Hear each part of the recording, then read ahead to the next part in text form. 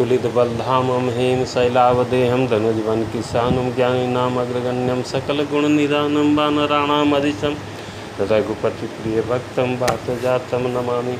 आइए देखते हैं कि वीर बजरंग बली को इच्छा मृत्यु का वरदान किनसे मिला, तो जान लीजिए। बजरंग बली अभी जन्म ही लिए थे, इनको भूख लगी। इधर उधर देखे कुछ नहीं दिखा खाने का, पूरब की ओर देखे सूर्य भगवान उदित हो रहे थे। इनको लगा कोई बड़ी सुंदर फल इसको खाया जाए। ये छलांग मारा, सीधा सूर्य भगवान के पास गया और उनको पकड़ के अपना मुंह में रख लिए। अब घोटने ही वाले थे कि इंद्र अपना वज्र का प्रहार किया, इनका बाएं ठुड्डी पर लगा। वीर बजरंग बली मरणासन होकर धरती पर गिर पड़े। पवन देवता अपना बेटा का हाल देखकर बड़ा क्रोधित हुए, दुखी हुए, आँख में जल भराया, उनको ले जाके एक गुफा में बैठ गए। प्राण वायु को रोक दिया। अब चर अचर का प्राण संकट में आ गया। सभी देवता ब्रह्मदेव के अगुवाई में आए, पवन देवता को आश्वासन दिए कि आपका बेटा का बाल बांका नहीं होगा, आप आश्वस्त रहिए। अब बजरंग बली के सिर पर जैसे ही ब्रह्मदेव हाथ फेरे, ये पहले जैसा एकदम ताकतवर हो गए, हृष्ट हो गए, अब बैठ गए उठ के।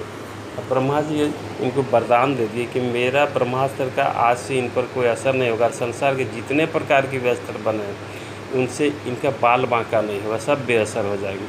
ये जिस भी रूप को धारण करना चाहे उसी रूप को धारण कर सकते हैं। और इनको हम आशीर्वाद देते हैं कि इनका गति मन के गति के समान होगा, मनोजवम हो जाएंगे।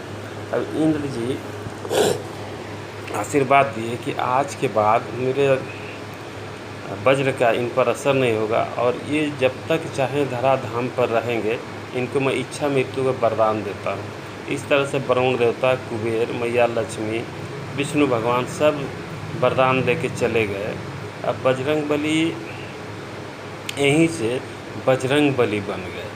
अभी जब इनको बल मिला, ताकत मिला, आशीर्वाद मिला, तो ये अपने भाइयों के साथ, अपने सखाओं के साथ जंगल में खेलने जाते, जंगल का पेड़ पौधा तोड़ देते, मुनि ऋषि का आश्रम में जाते, उनका आश्रम का छत तोड़ देते, दीवार तोड़ देते, उनका पूजा पाठ का सामान लंगोटा उनका का ले जा करके नदी में, तालाब में फेंक देते। एक ऋषि क्रोधित होकर अभिशाप दे दिए कि हे बजरंगी, तुम इतने उद्धत हो गए हो, जाओ आज मैं तुमको अभिशाप देता हूँ कि तुम अपने बल को भूल जाओगे और जब तक कोई तुम्हारा बल का स्मरण नहीं कराएगा तुम अपना बल का भान भी नहीं पाओगे। और यही हुआ। जब लंका जाने का बात आया तो बजरंग बली चुपचाप बैठे हुए, क्योंकि उनको तो मालूम ही नहीं कि हमारा बल कितना है, सब भूले हुए हैं। तब जाम्बवंत जी इनको याद दिलाते कि हे बजरंग बली, चुप क्यों बैठे हो, याद करो कि तुम कितने बलवान हो। और ये इतना कहते हैं तो एकदम जैसे